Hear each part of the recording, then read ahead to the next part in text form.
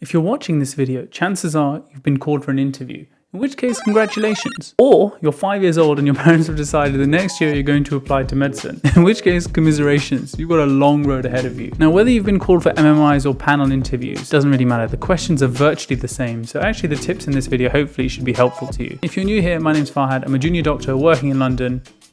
Let's get started. If you haven't read this book already, read it. Everyone else will have read it. Don't put yourself at a disadvantage by not reading it. It's very good. Tip number 1, learn to use the frameworks and understand how to apply them, particularly for questions you just know are going to come up. For example, why medicine? Why did you choose to apply to this particular university? Tell me about your work experience. These kind of questions you know are going to come up. Learn to understand the frameworks in this book and practice how to use them. These frameworks, by the way, we still use in postgraduate interviews. We just learn to build upon them, get better at reflecting and personalizing our answers. They provide a very good structure to a variety of questions and make sure that you don't really miss things out. They also help you make sure that your answers are kind of the right length. When you're trying to use these frameworks, the idea isn't to over-rehearse, but rather to practice how to move from one talking point to another, making sure that everything is personal to you. In other words, memorize the framework and understand how to use it, but never memorize your answer. Rather, just have rough notes of each talking point for each different domain and practice how you can move from one to the next. I don't know if I've made my video on frameworks for medical school interviews.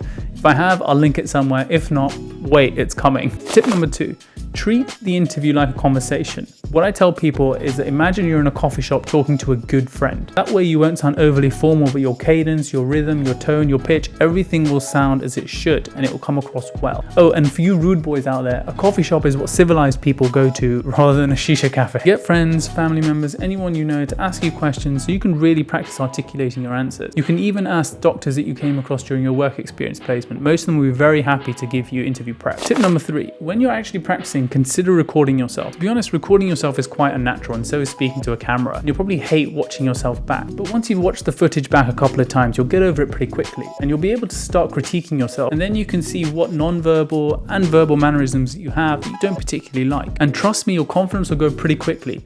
Don't believe me? Go watch my first video, which was utter shit.